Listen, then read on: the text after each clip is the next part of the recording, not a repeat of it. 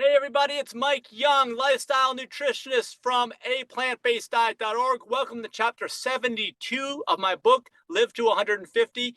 And this one is about technology, gene therapy, and gene editing, which are some buzzwords. You may have heard of these out in the news or wherever, scientific journals. And supposedly it's like a big breakthrough, the gene editing, gene therapy. It's a new technique. It's like science and technology is going to take over healthcare. And I guess it's kind of like an extension of the wearables I had a chapter on earlier. If you want to see that, make sure you watch that one. And hopefully you have seen it. But for gene editing and gene therapy, it's much deeper. You're going inside to a genetic level and you're making some changes. Now, right away, it sounds like, oh, great. This is finally it.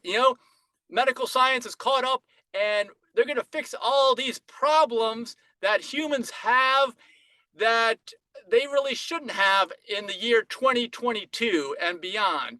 But unfortunately, my take on this is anything but that. My take on this is that the gene editing and gene therapy is basically reactionary.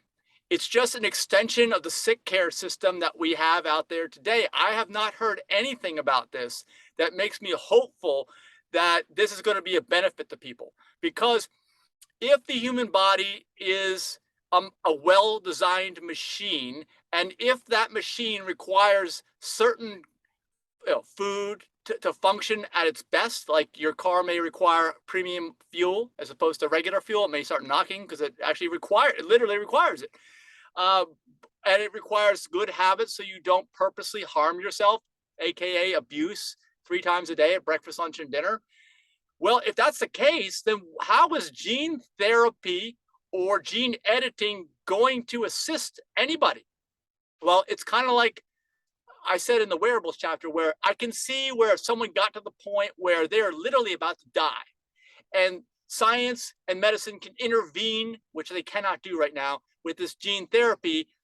They're hoping they can do it. They're kind of predicting they'll be able to do it. And they can kind of reverse whatever was going on there. Well, then great. You're going to save lives. Yes. But it doesn't address the root cause. If what you're doing is reversible without using that extreme method, and by simply doing what you're supposed to do because you are addressing the root cause of why you have this medical problem, then that's just a band-aid, a bandage. It's just managing symptoms. It's no different than the sick care healthcare system is today. So I'm not very hopeful. By all means, if you know more about this, if you want to enlighten me, please go down in the comments, share some information with me so that I can be enlightened. And I can understand if there's some super rare genetic thing, that we don't know how to do anything with, and we're totally clueless, and none of anything that I talk about in this book applies, then maybe there's a use for that. But like, let's say you're talking about MS, and the chapter right before this chapter is about MS and about saturated fats.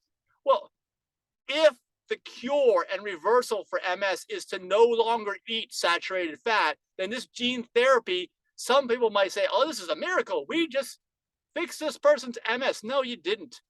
You just modified the gene some way, I guess, so that the body doesn't respond to the saturated fat input the way it normally would, but you're still haven't addressed the root cause of the problem. And I don't even know what that means long term. Nobody knows what that means long term. But I am talking, all this whole book is about long term. It's about longevity, right? It's about the secrets. They're not really secrets, but I call them secrets to longevity. And basically living young and being young and doubling your lifespan and having quality rather than quantity. Because if you are going in for gene therapy and gene editing, and I can almost guarantee that you have not had a high quality life if you got yourself in the position where that, and the gene therapy and gene editing may, allow you to have a better life than you had, and it may extend your life, but it's just extending the misery that you were already living before and just making that misery a little less. And that's not what we're going for here in this book. We are going for the real deal and actually making a real difference here in a way that applies to everyone. Like I said, if there's some freak rare thing, I understand. because there's always exceptions. I'm not talking about the exceptions. If you have read a lot of these chapters in my book here up to this point, you realize that we really follow the 80-20 principle in so many things that we talk about here, because really 80% of people's healthcare issues are the result of the food and their lifestyle. And actually, probably almost 80% is the food. I think the other 20% is the lifestyle. But there's always some rare, super rare, I mean, super, super rare, uh, minuscule percentage of things that freak things happen. And I get that. We're not saying those don't exist. They do exist. But that's not what we're talking about in this book. Somebody who's got a condition like that, this book is not for that person. We're not even practicing medicine. We don't claim to be practicing medicine. I'm a lifestyle nutritionist. I will tell you what to eat. And I will tell you the lifestyle and the habits and the daily routines that you should have if you want to optimize your health. But you still need actual care from a physician if you've gotten into that position where either it's a freak thing, and that's what I'm saying, I'm not going to rule that out, especially in the chapter here about gene therapy, or you just back yourself into such a corner where you're on a total downward spiral that you may never recover from. And we don't want anything bad to happen to you. This is all, for good. And I really do hope that gene therapy and gene editing, as time goes on, is used for good. But I have huge concerns, and I would like to hear your thoughts on them. You've already heard mine.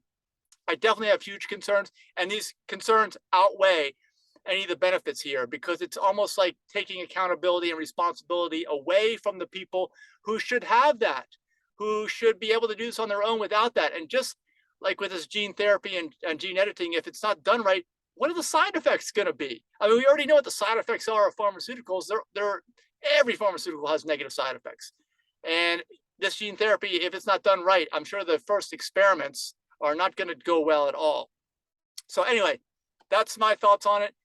Please comment with your thoughts as indicated, and share with others who want to learn more about this kind of stuff. And of course, hit like on that video here if you got any kind of value out of it, and subscribe to the channel so you will get notifications of the next video, next chapter. We'll see you in the next chapter. Bye-bye.